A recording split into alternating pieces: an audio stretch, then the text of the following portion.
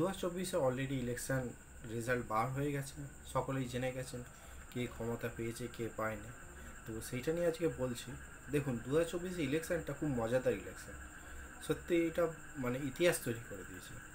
কেন বলছি ইতিহাস তৈরি করে দিয়েছে? যেমন ধরুন, মোদিজি প্রধানমন্ত্রী হতে চাইছিলেন মানে বিজেপি পক্ষ থেকে। তো ওনাদেরও আশাপূর্ণ যে হ্যাঁ হতে পারে ওনারা 400 পাননি বা 300 পাননি বা নিজেরা মেজরিটি পাননি, কিন্তু শরিকের সঙ্গে ওরা সরকার গঠন করতে পারছেন। কিন্তু এদিকে আবার কংগ্রেসের পক্ষ থেকে রাহুলজিও খুব খুশি হয়েছে, কংগ্রেসের যা সিট ছিল তা ডবল হয়ে গেছে। এর জন্য রাহুলজিও খুব খুশি, কেননা রাহুলজির কথা সত্যিকারে মানুষের ন্যায় পেয়েছেন। রাহুলজি ন্যায় যাত্রা করে ন্যায় এনেছে, এবং রাজ্যের সব ছোটো ছোটো দলগুলো আছে তারাও খুশ, তারাও ভালো মজবুতি পেয়েছে।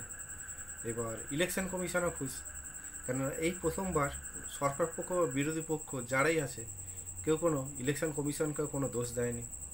প্লাস ইভিএম খারাপ বা ইভিএম হ্যাক করে নিয়েছে কোনো সব আসেই না।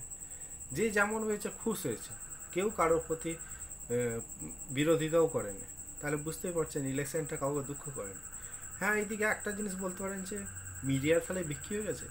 আগে না, যারা পুরো গ্রাউন্ড লেভেলে কাজ করেছে তারা কিছুটা প্রেডিকশান একই করেছে। যেমন ধরুন, অনেকেই বলেছে যে বিজেপি 350 400 কত কিছু দেখিয়েছে, কিন্তু দৈনিক ভাস্কর বলে একটা সমাচার আছে যারা পুরো গ্রাউন্ড লেভেলে কাজ করেছে, তাদের প্রেডিকশানটা পুরো কাছাকাছি একই রকম গেছে। এবার যদি দেখা যায় তো মানুষ আলটিমেটলি খুশ হয়েছে, কেননা যে যেমন দেখতেছে সেরকম। হ্যাঁ, অনেকে হয়তো দুঃখী হতে পারে, যেমন ইন্ডিয়া গঠবন্ধন সরকার করতে পারে না, কিন্তু ইন্ডিয়া সরকার করেছে। তো আমাদের ইনফরমেশানটা যদি ভালো লেগে থাকে তো অবশ্যই লাইক করুন এবং চ্যানেলটা অবশ্যই সাবস্ক্রাইব করবেন। ভালো থাকুন, সুস্থ থাকুন। জয় হিন্দ, বন্দে মাতরম, জয় শ্রীরাম।